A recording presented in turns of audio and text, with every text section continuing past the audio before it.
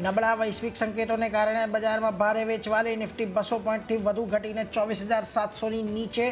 Bank Nifty પણ 300 point ઘટ્યો. Mid cap અને સ્મોલ કેપમાં દબાણ. ઇન્ડિયા વિક્સ 3% વધ્યો.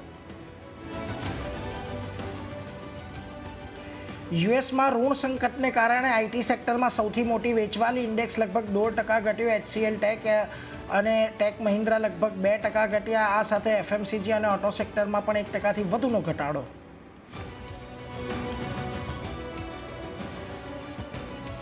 નબળા પરિણામોને કારણે કોલગેટ લગભગ 5% ઘટ્યો. ચોથા ક્વાર્ટરમાં આવક અને એબિટામાં ઘટાડો થયો. ફ્યુચર્સનો ટોપ લૂઝર.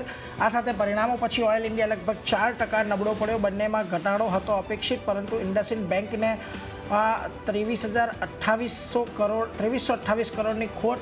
નીચલા સ્તરેથી શેરમાં રિકવરી.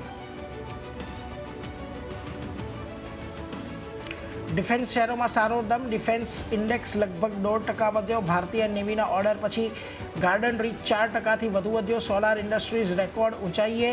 કોચિન શિપયાર્ડ અને મઝગાંવ ડોક પણ મજબૂત.